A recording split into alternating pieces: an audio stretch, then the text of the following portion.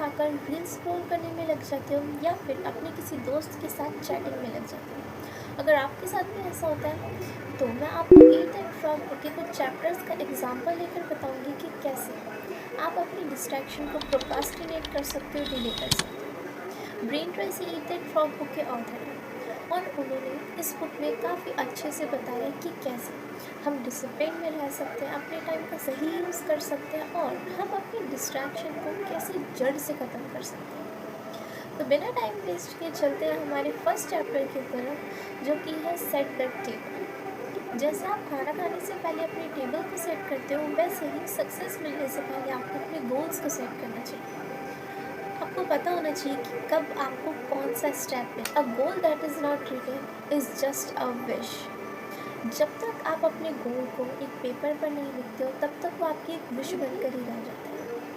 यानी कि जब आप अपने गोल्स को अपनी नोटबुक में लिखोगे या फिर एक पेपर पर लिखोगे तो इससे आपके माइंड पे काफ़ी ज़्यादा क्लैरिटी आएगी और आपका कॉन्फिडेंस भी काफ़ी ज़्यादा बढ़ेगा। इससे आप अपनी गोल्स के प्रति, अपने गोल्स की तरफ काफ़ी ज़्यादा आकर्षित हो जाएंगे। सो आप हर दिन कुछ ऐसा करो जो आपको अपने गोल्स के करीब है।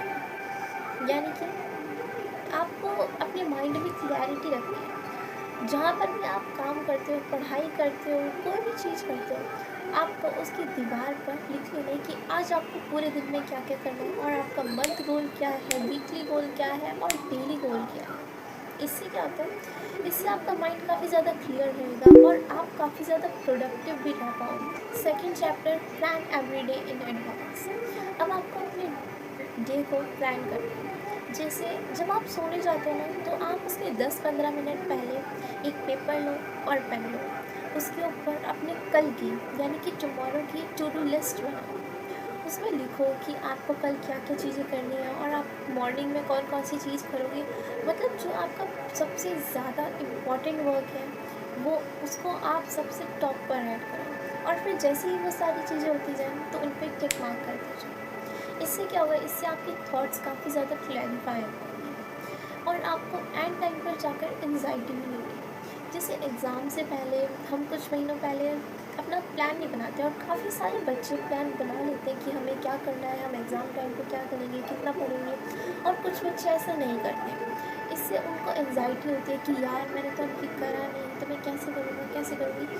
तो ये सारी चीज़ें इससे हट जाती हैं। तो आपको अपने डे को प्लान करना है। अब चलते हैं हमारे थर्ड चैप्टर की तरफ, जो कि है apply the 80-20 rule to everything. of success 20% of work, 80% of marks, 20% of syllabus, 80% of income, 20% of clients, 80% problem, 20% habit। आपको क्या करना है, एक ही दिन में आपको बहुत सारा काम नहीं करना है। इनफैक्ट मैं पहले यही करती थी। मैं एक दिन पहले ना कोई मोटिवेशनल वीडियो देखती थी, मोटिवेशनल रील्स देखती थी और उससे फिर मैं क्या करती थी ना कि मैं पेपर पर लिख लेती थी कि हाँ मेरे को कल ये करना है, कल ये करना है, ये करना है, और मैं जितनी भी दुनिया भर की चीज़ें होती थी ना मैं उनको ऐड कर लेती थी। और इससे क्या होता था, इससे दिमाग सच में इतना स्ट्रेस में हो जाता था तो मैं उनको कर ही नहीं पाती थी। इनफैक्ट उनमें से एक भी चीज़ मेरी पूरी नहीं हो पाती थी, यही सोच सोच के कि इतनी सारी चीज़ें मैं कैसे कर लूँ। तो ये सारी प्रॉब्लम मुझे पता है काफ़ी लोगों के साथ होती है। तो इसका एक सॉल्यूशन है, आप थोड़ी थोड़ी चीज़ें ऐड करो। देखो, जितनी भी चीज़ें आपको करनी है ना, आप पहले उनको वीक्स में डिवाइड करो कि आपको एक वीक में ये चीज़ें ख़त्म करनी है। फिर उन चीज़ को डेली डेली गोल्स में अपने लिखो कि आज आप ये करोगे, आज आप वो करोगे, ताकि जो आपने 1 वीक में लिखा है कि आपको ये सारी चीज़ें करनी है, आपको ज़्यादा चीज़ें ऐड नहीं करनी। आप वीक्स में एक चीज़ को डिसाइड करो कि हाँ आपको एक वीक में ये चीज़ें करनी है और फिर आपको दूसरे वीक में ये सारी चीज़ें करनी है। तो फिर जो भी चीज़ आपने सोची है उसको आप अपने डेली गोल्स में डिवाइड करो कि आपको 1 वीक में 7 डेज़ होते हैं तो उसमें आप 7 डेज़ में क्या क्या करो। Fourth chapter, consider the consequences. इसका मतलब क्या होता है, आपको ये देखना है कि जो भी आप काम करते हो उससे आप सोचो कि आपको फ्यूचर में क्या इम्पैक्ट मिलने वाला है। यानी कि अभी आप स्टडी कर रहे हो तो आपको इसका फ्यूचर रिजल्ट क्या मिलेगा।